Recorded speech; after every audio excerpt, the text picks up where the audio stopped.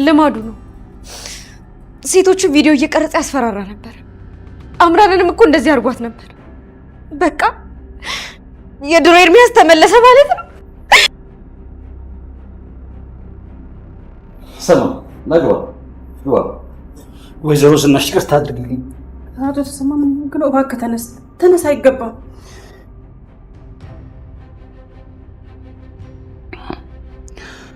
እውነት ግን የኔ ኃጢአት ይቅር የሚባል ነው? እኔ እኮ ማለት የበለውትን ወጪ ሰባሪ ነኝ። ያጎረሰኝን እጅ ነካሽ ነኝ። አቶ ተሰማ ዳድ ስላስፈታሁት በጣም ደስ ብሎኛል። እኔም እርሶ ላይ እጄን አንስቼ ነበር። ይቅርታ አድርጉልኝ።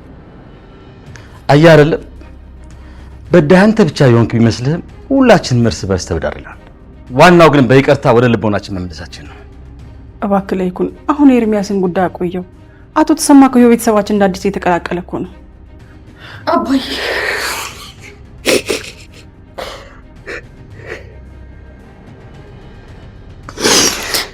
እኔ አላምንም አባዬ። በድጋሚ ስላገኘሁህ በጣም ደስ ብሎኛል። ተው እባካችሁ፣ በጸጸት እኮ ልትገሉኝ ነው። ይሄ ሁሉ ለኔ ይገባኛል እንዴ? ያለፈውን ረስተን አዲስ ህይወት ለመጀመር እየተዘጋጀን ነው። እድሜ ለጋሼ ቤተሰብ። ምንም እንኳን ደግ ባደረጉ ያንተ መልስ ክፋት ቢሆንም አባዬ ጋሼ አሁንም እጃቸውን ዘርግተው ተቀብለውናል። አሁን እንዴት ነው ከዚህ ከጸጸት ጋር የምኖረው? አሁን ሁላችሁም ነው የገደላችሁኝ። ሄሎ ሆስፒታል እህቴ ምን ሆነች? ምን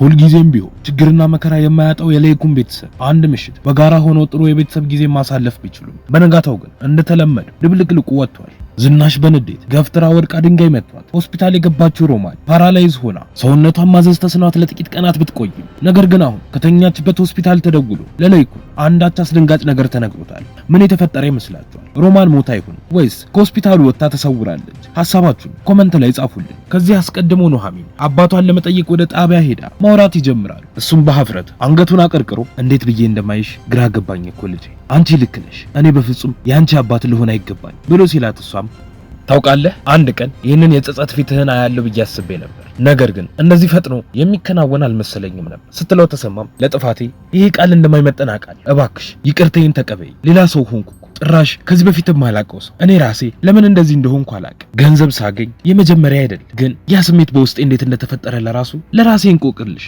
ብሎ ሲላት ኑሐሚንም ችግር የለውም ዋናው ግን አንተ ወደ ቀልብህ መመለስህ ስትለው ተሰማም ለኔ ከዚህ በላይ ትልቅ ቅጣት ይገባኛል፣ አልዋሽሽም፣ በዚህ ሰዓት እኔ በፍጹም መኖር አልፈልግ ብሎ ሲል ኑሐሚንም እባክህ እንደዛ አትበል፣ ሞተህ ከሚጸጽተን እኮ ኖረህ ብትክሰን ይቀላል። ይኸው አሁን እኮ ሁላችንም ይቅር ብለናል፣ ጋሼም እንደምንም ብለው ከዚህ እንደሚያስወጥህ ቃል ገብተውልኛል ስትለው ተሰማም አዎ ለይኩን ማለት ከሰውም በላይ ነው፣ እሳቸው ባይኖሩ ኖሮ እኮ እኛ ጎዳና ወድቀን እኔ የእሱን ቤተሰብ ሳፈርስ እሱ ግን የኔንም የእሱንም ቤተሰብ ይጠብቃል።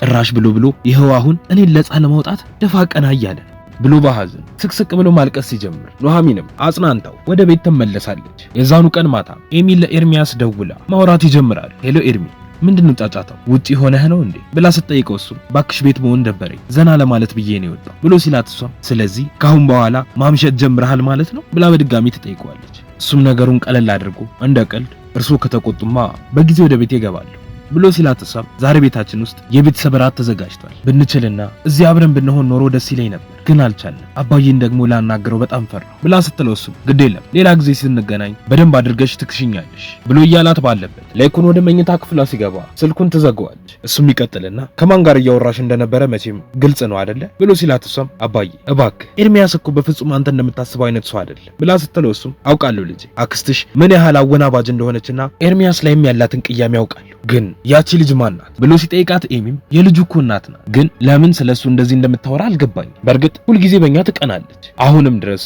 የሱ ፍቅር አልወጣላት ብላ ስትለው ተሰማም እሺ ለማንኛውም አሁን ተዘጋጅ፣ ከትንሽ ቆይታ በኋላ ከልጆቼ ጋር እራት መብላት ናፍቆኛል ይላትና ተነስቶ ክፍሉን ለቆ ይወጣል። በዛን ሰዓት ላይ ኤርሚያስ ለብቻው ተቀምጦ እየጠጣ ባለበት አንዲት ሴት አጠገቡ መታ ትቀመጥና በንዴት የተፈጠረባትን ነገር በሙሉ ዝርዝራ ትነግረዋለች። በፍቅረኛዋ ተከድታ በእልህ በተደጋጋሚ ስትጠጣ ያያት ኤርሚያስም ይበቃሻል፣ በትታዩ ይሻላል፣ እኔ እኮ አንዱን ሳልጨርስ አንቺ እንዳለ ጠጣሽ ብሎ ሲላት እሷም በዚህ ሰዓት አይደለም ይሄንን መርዝ ባገኝ ለራሱ ጠጣ ነበር ብላ ስትለው ኤርሚም እንደዛ ከሆነማ ቦታ ተሳስተሻል ብሎ ይላታል። እሷም ትቀጥልና እንዳንተ አይነት ደረቅ ወንድ ስልችት ነው ያለኝ ብላ ስትለው እሱም ብዙ አይነት ወንድ ታውቂያለሽ ማለት ነው ብሎ ይመልስላታል። እሷም ትቀጥልና እናንተን ለመለየት እኮ ብዙ ማወቅ አያስፈልግም፣ እንደውም ዝም ብዬ ሳይት አስታውቃል የሆነ ጅምላ ጭፍጫፊ አይነት ነገር ነቀውብክ አይደል ብላ ስትለው እሱም ይልቅ እየመሸ ስለሆነ ሰው መጥቶ ቢወስድሽ ጥሩ ነው ብሎ ሲመክራት እሷም እድሜ ልኬን ባመንኩት ሰው ተከድቼ ከዚህ በኋላ ምን ቤት አለኝና ነው የሚሄደው ሞቼ ብገላገል እኮ ነው የሚሻለኝ ብላ ስትለው ኤርሚያስም እሷን ለማረጋጋት ኧረ በቃ ተይ እንደዚህ መሆን እኮ የለብሽም ተረጋጊ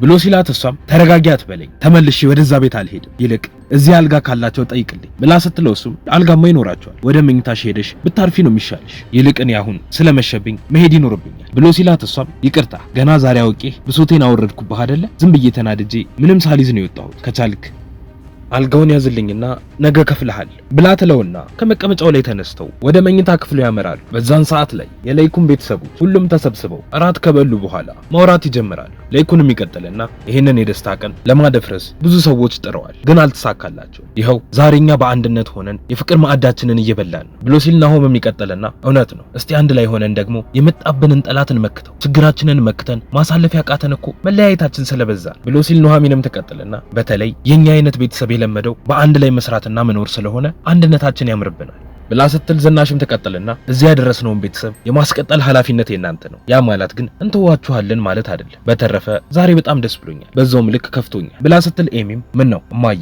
ደህና አይደለሽም እንዴ የተፈጠረ ነገር አለ ብላ ስትጠይቃት ለይኩንም ዝኑ አሁን አይሆንም እሺ ሌላ ቀን ይሻላል ብሎ ሲላት እሷም ለምንድን ነው የማይሆነው? እነዚህ ልጆች እኮ ነገ ከነገ ወዲያ ጉዳዩን ማወቃቸው አይቀርም፣ አክስታችሁ በደረሰባት አደጋ ሆስፒታል ነው ያለችው ብላ ስትል ኤሚም ምን አሁን ግን ደህና ነች አይደለ ብላ ስትጠይቃት ዝናሽም አዎ ዋናው የነፍሷ መትረፉ ነው እንኳንም በእጅ ያልሞተች ብላ ስትል ናሆም የሚቀጥልና በቃ መቼም የዚህ ቤት ደስታ ዘላቂነት አይኖረውም ማለት ነው ብሎ ሲል ለይኩንም ዶክተሩ እንደነገረኝ ከሆነ አደጋው የከፋ ስለሆነ ሙሉ ለሙሉ አካሏን ማዘዝ አትችልም፣ ፓራላይዝ ሆናል ብሎ ሲነግራቸው ኤሚም ምን እኔ ይህንን በፍጹም ማመን አልችልም ብላ ስትል ዝኑም ይቅርታ ልጄ እኔ እኮ ይሄ ነገር ይፈጠራል ብዬ አላሰብኩም ነበር ብላ ማብራራት ስትጀምር ለይኩንም በመሃል ይገባና ይበቃል በቃ ስለ አክስታችሁ ይህን ያህል ካወራን አሁን ደግሞ ወደ ሌላ አጀንዳ እንግባ ይላቸውና ማውራት ይቀጥላሉ። በነጋታውም ጠዋት ኤሚ ለኤርሚ ትደውልለትና ስልኩን ያነሳዋል። እሷም ትቀጥልና ደህና አደርክ የኔ ፍቅር ብላ ስትለው እሱም እንዴት አደርሽ የኔ ማር ብሎ ሲመልስላት ሌሊት አብራው ያደረችው ሴትም እንዴት አደርክ የኔ ፍቅር ማታ እኮ አላስተረፍከኝ ስትለው ኤሚም ትሰማና ምን አንተ ልክስክስ ጭራሽ ከሌላ ሴት ጋር ነህ የተረገም ከዚህ በኋላ በድጋሚ ወደዚህ ስልክ እንዳትደውል ብላ ስልኩን ስትዘጋበት እሱም በንዴት ቆይ ግን አንቺ ማንሽ እዚህ ምንድነው እየሰራሽ ያለሽ ብሎ ሲላት እሷም ወንዶች ስትባሉ ሁላችሁም የተረገማችሁ ናችሁ ማታ ሰክረህ ስለነበር ደግፋይን ገባህ ከዛ በኋላ ግን በደመ ነፍስ ልትስመኝ ስትል እኔ ይቅርብኝ ብዬ ነበር ግን ደግሞ አንተ አልጋው ላይ ገፍታ አስተኛኸኝ እኔ ይቅርብኝ ስልህ በደንብ አስታውሳለሁ ብላ ስትለው እሱም በንዴት ንገሪኝ ማን ይላክሽ ይሄ ሁሉ የዛች የራሄል ስራ ነው አይደለ ዛሬ እገላታለሁ ብሎ በጥፊ መቷት ክፍሉን ለቆ ይወጣል። እሷም እዛው ተቀምጣ ባለችበት ስልኳን አውጥታ ለራሄል ትደውልና ሄሎሪች የላኩልሽ ቪዲዮ ደረሰሽ ሰውዬሽ ግን በጣም ስለደበደበኝ ተጨማሪ ገንዘብ ያስፈልገኛል ደግሞ እሳት ለብሶ እሳት ጎርሶ እየመጣልሽ ብታመልጭ ይሻልሻል ትላትና ስልኩ ይዘጋል። በዛን ሰዓት ላይ ኤሚ ለብቻዋ ክፍሏ ውስጥ ሆና እያለቀሰች ባለችበት ዝናሽ ታገኛትና ምን ተፈጥሮ እንደሆነ ትጠይቃታለች። እሷም ይቅርበኝ እማዬ እባክሽ አይሆንሽም ታዩ ስትኝ ረግጬሽ በመሄዴ ይቅርበኝ ሁላችሁም ይቅርበሉኝ እማዬ ብላ ስትላት ዝናሽም የኔ ልጅ ቆይ እስቲ ተረጋጊና የተፈጠረውን ነገር ምን ሆነሽ ብላ ስትላት ኤሚም የተፈጠረውን ነገር በዝርዝር ማስረዳት ትጀምራለች።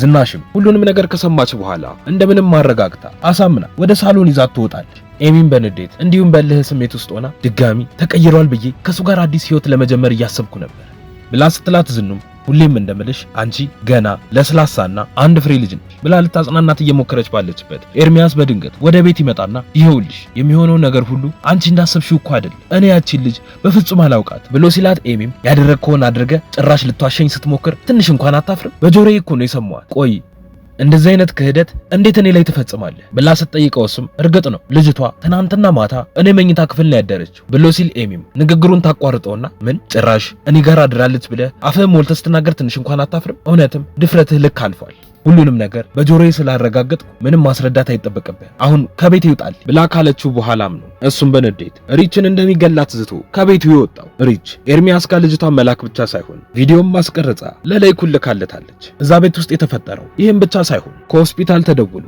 አንድ አስደንጋጭ ነገር ለለይኩን ተነግሮታል። ምን ይሁን እሱን በቀጣይ ክፍል የምናየው ይሆናል። እስከዛው በሰላም ቆዩ።